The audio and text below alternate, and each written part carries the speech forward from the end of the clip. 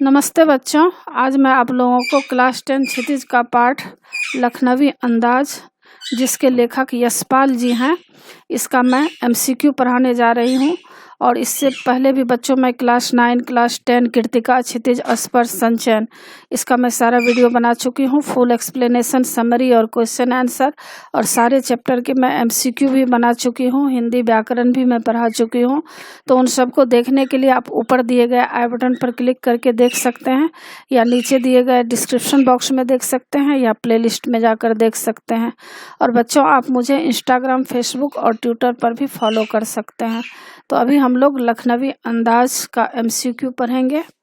इसमें कुछ पैराग्राफ दिया गया है लखनवी अंदाज चैप्टर के।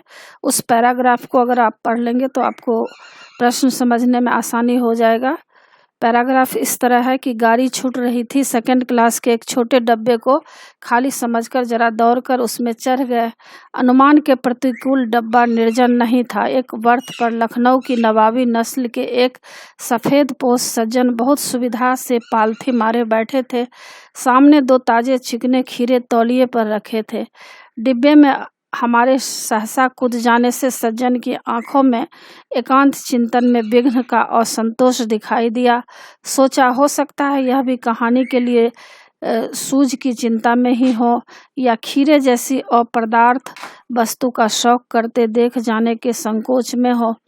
नवाब साहब ने संगति के लिए उत्साह नहीं दिखाया।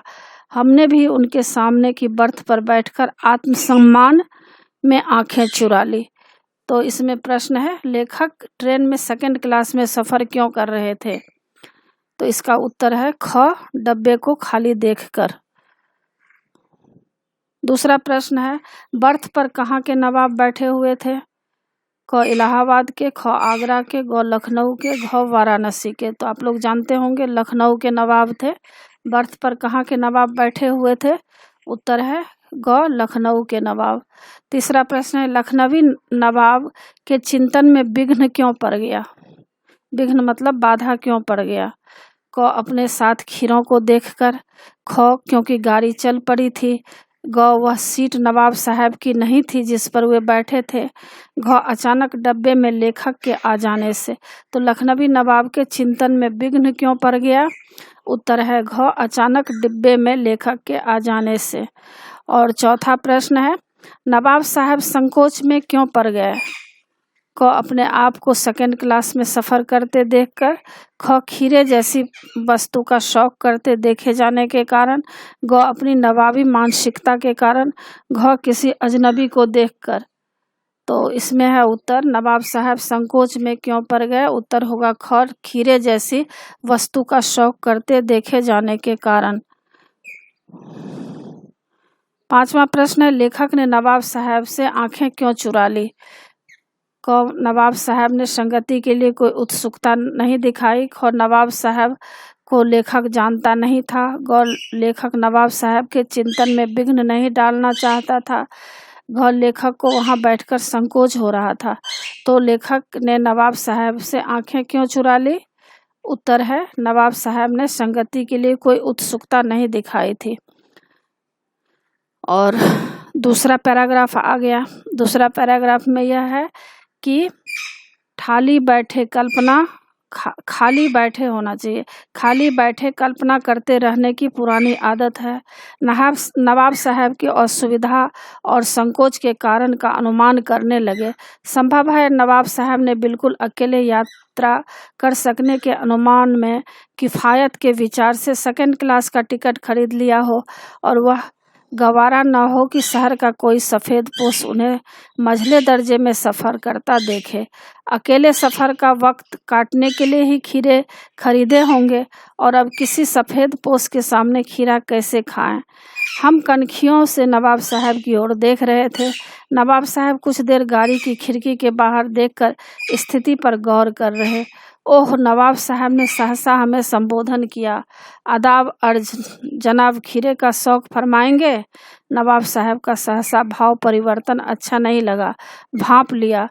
आप शराफत का गुमान बनाए रखने के लिए हमें भी मामूली लोगों की हरकत में लथेर लेना चाहते हैं?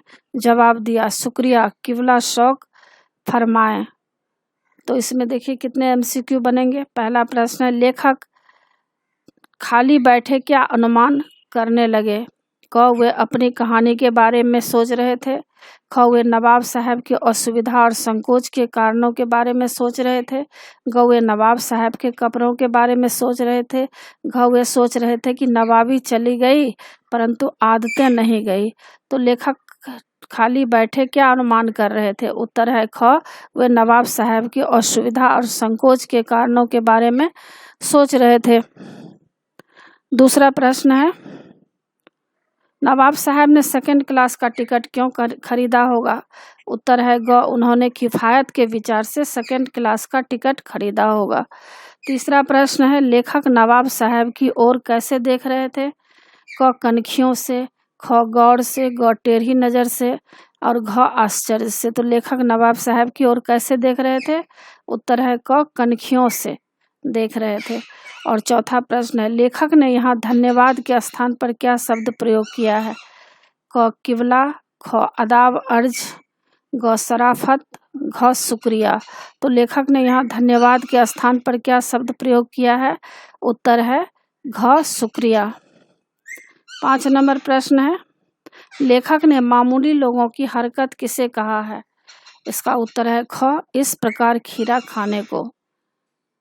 और तीसरा पैराग्राफ में देखते हैं, हम गौर कर रहे थे खीरा इस्तेमाल करने के इस तरीके को खीरे की सुगंध और स्वाद की कल्पना से संतुष्ट होने का सूक्ष्म नसीब या अब्स्ट्रैक्ट तरीका जरूर कहा जा सकता है, परंतु क्या ऐसे तरीके से उदर की तृप्ति हो सकती है? नवाब साहब की ओर से भरे पेट के ऊंचे डकार का शब्द सुनाई दिया और नवाब साहब ने हमारी ओर देखकर कह दिया, खीरा लजीज होता है लेकिन होता है शकील, नामुराद, मैदे पर बोझ डाल देता है। ज्ञान चक्षु खुल गए, पहचानना ये है नई कहानी के लेखक। खीरे की सुगंध और स्वाद की कल्पना से पेट भर जाने का डकार आ सकता है, तो बिना विचार, घटना और पात्रों के लेखक की इच्छा मात्र से नई कहानी क्यों नहीं बन सकती है? तो देखिए इस पैराग्राफ के तहत कितने एमसीक्यू बनेंगे। पहला है, लेखक किस बात पर गौर कर रहे थे? क, खीरे के इस्तेमाल के तरीके पर, ख, नवाब साहब की हरकतों पर, ग, अपनी कहानी पर, घ, ट्रेन के सफ़र पर। तो लेखक किस बात पर गौर कर रहे थे? उत्तर है क, खीरे के इस्तेमाल के तरीके पर। दूसरा प्रश्न है, नवाब साहब ने जैसे खीरे का इस्तेमाल किया, क्या इससे उदर की तृप्ति हो सकती है, यानी इससे भूख खत्म हो सकती है?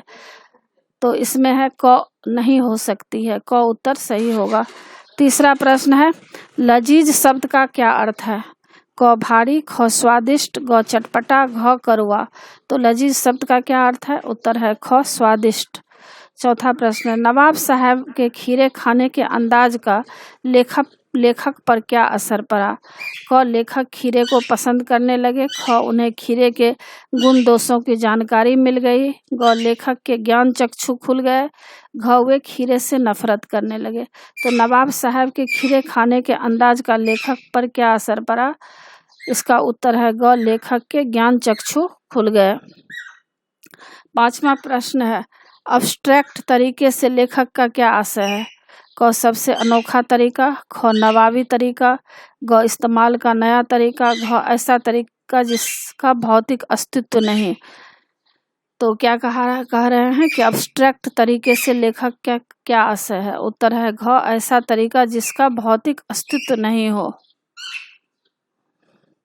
छठा प्रश्न, हाँ, फिर इसमें पहला प्रश्न आ रहा है, यशपाल का जन्म कब और कहाँ हुआ था? क, 1903 में हिमाचल के शिमला जिले में, ख, 1903 में कश्मीर के जम्मू जिले में, ग, 1903 में हिमाचल के कांगड़ा जिले में, ग, 1913 में पंजाब के होशियारपुर जिले में। तो यशपाल जी का जन्म कब हुआ था? उत्तर है 1903 में हिमाचल के कांगड़ा जिले में। दूसरा प्रश्न है, बीए तक की शिक्षा उन्होंने कहाँ प्राप्त की? क, इलाहाबाद विश्वविद्यालय से, ख, वाराणसी विश्वविद्यालय से, ग, लाहौर के नेशनल कॉलेज से, घ, आगरा विश्वविद्यालय से। तो बीए तक की शिक्षा उन्होंने कहाँ प्राप्त की थी? उत्तर है ग, लाहौर के नेशनल कॉलेज से। 3 नंबर प्रश्न है, निम्नलिखित में से कौन सी रचना यशपाल की नहीं है? क जंजीरें और दीवारें, ख ज्ञानदान, ग पिंजरे की उड़ान, घ दादा कामरेड। तो निम्नलिखित में से कौन सी रचना यशपाल की नहीं है? उत्तर होगा क जंजीरें और दीवारें। चौथा प्रश्न है, लेखक ने पैसेंजर ट्रेन में किस क्लास की यात्रा की? क फर्स्ट क्लास, ख सेकंड क्लास, ग थर्ड क्लास, घ स्लीपर क्लास। तो लेखक ने पैसेंजर ट्रेन में किस क्लास में यात्रा की थी? उत्तर होगा सेकंड क्लास, ख उत्तर सही है। और 5वां प्रश्न है, लेखक सेकंड क्लास में यात्रा इसलिए करना चाहता था क्योंकि डैश। क्योंकि क उत्तर सही होगा, वे एकांत में बैठकर नई कहानी के विषय में सोचना चाहते थे। छठा प्रश्न है, लेखक को देखते ही नवाब की आंखों में असंतोष क्यों उभर आया? क नवाब साहब एकांत में यात्रा करना चाहते थे, ख लेखक छोटा आदमी था, ग नवाब साहब के चिंतन में विघ्न पड़ गया था, घ नवाब साहब बहुत बड़े आदमी थे। तो लेखक को देखते ही नवाब की आंखों में असंतोष क्यों उभर आया? उत्तर है ग नवाब साहब के चिंतन में विघ्न पड़ गया था। और 7वां प्रश्न है, लेखक ने नवाब के हाव भाव देखकर क्या सोचा? इसका उत्तर है ख लेखक ने सोचा कि शायद ये भी किसी कहानी के बारे में सोच रहे हैं। 8वां प्रश्न है, मुसलिस का क्या अर्थ है? मुसलिस का क्या अर्थ है? तो क है नगर का मुख्य भाग, ख नगर का मुख्य चौराहा, ग नगर का प्रसिद्ध व्यक्ति, घ केंद्रस्थ नगर के इर्द गिर्द का स्थान। तो मुफसिल का क्या अर्थ है? उत्तर होगा घ केंद्रस्थ नगर के इर्द गिर्द का स्थान। 9 नंबर प्रश्न है, लेखक के अनुसार नवाब ने सेकंड क्लास का टिकट क्यों खरीदा? क अकेले में यात्रा का आनंद लेने के लिए, ख पैसे की किफायत के कारण, ग में होगा क और ख दोनों सत्य है, घ कोई भी कथन सत्य नहीं है। तो लेखक के अनुसार नवाब ने सेकंड क्लास का टिकट क्यों खरीदा?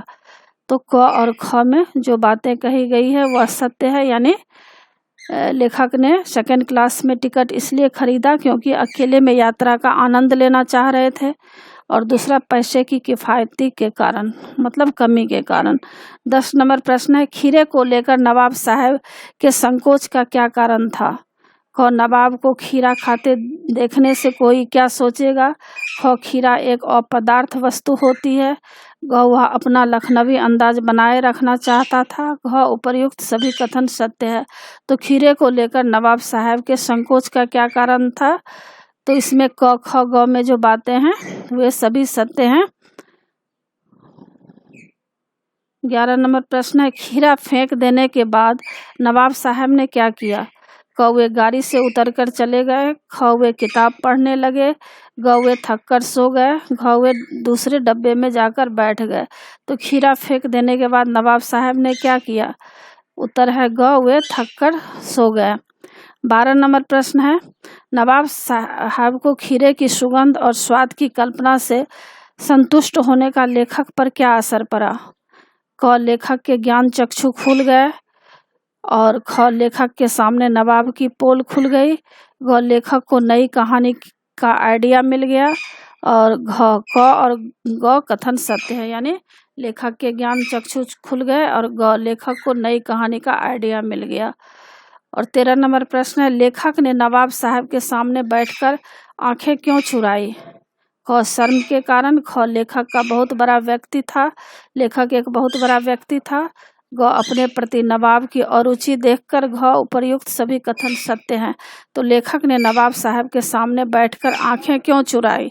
उत्तर है ग अपने प्रति नवाब की अरुचि देखकर। 14 नंबर प्रश्न है, अभिवादन कब होना चाहिए? कब मिलने पर? 15 नंबर प्रश्न है, लखनवी अंदाज में लेखक ने डैश पर कटाक्ष किया है? क नेताओं पर, ख पतनशील सामंती वर्ग पर, ग धनाढ्य वर्ग पर, घ साहित्यकारों पर। तो लखनवी अंदाज में लेखक ने किस पर कटाक्ष किया है? 15 नंबर प्रश्न का उत्तर है पतनशील। 15 नंबर प्रश्न का है पतनशील सामंती वर्ग पर। तो ख उत्तर सही होगा। तो बच्चों, इसमें जितने भी प्रश्न हैं सारे उत्तर नीचे दिए गए हैं, आप नीचे भी देख सकते हैं 15 तक इसमें उत्तर दिया गया है और मैं सारे में टिक लगा दी हूँ। अगर आप चाहे तो इसमें देख सकते हैं। और इसी के साथ पाठ की समाप्ति होती है। आशा है आप लोगों को सारा पाठ अच्छी तरह समझ में आ गया होगा और एग्ज़ाम के लिए अच्छी तरह तैयार कर लीजिएगा। और बच्चों, आप मेरे चैनल देवज नागरिक को ज़रूर सब्सक्राइब कीजिएगा और सब्सक्राइब के बगल में बेल आइकन बटन है, उसे क्लिक कीजिएगा ताकि जो भी मैं वीडियो बनाती हूँ उसका नोटिफिकेशन आप तक सबसे पहले पहुँचेगा। और लाइक कीजिएगा, शेयर कीजिएगा, कमेंट्स ज़रूर कीजिएगा कि आपको यह पाठ कैसा लगा। नए पाठ के साथ फिर मैं मिलूँगी बच्चों। धन्यवाद।